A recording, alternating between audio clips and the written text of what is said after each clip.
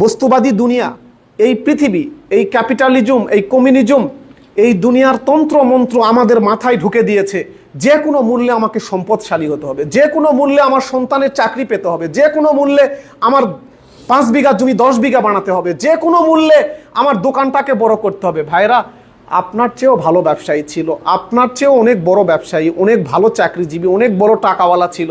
কবরে যাওয়ার সাথে সাথে নাম মুছে গেছে দুনিয়ার বুক থেকে।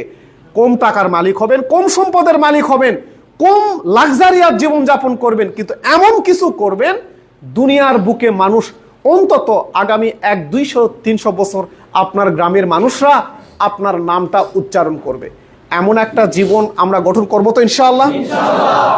আমাদের দাওয়াত এটাই, আপনাদেরকে আমরা এতটুকু বলছি।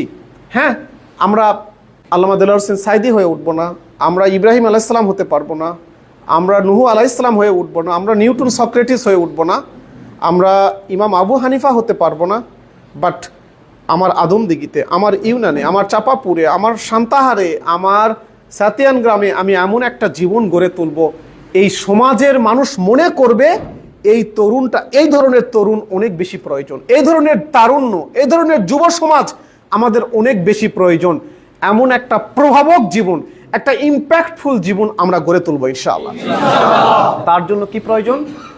তার জন্য প্রথম প্রয়োজন নিজের চিন্তার পবিত্রতা, নিজের চিন্তার ইখলাস। দর্শন, এই শব্দগুলো উচ্চ মানের শব্দ মনে হতে পারে, দর্শনটা খুব গুরুত্বপূর্ণ। How you are looking your life, আপনার জীবনকে আপনি কিভাবে দেখছেন। কোরআনের এই আয়াতটা পড়লে আপনার মনে হবে যে খুবই ন্যাচারাল আয়াত, বাট এটাই জীবনের দর্শন।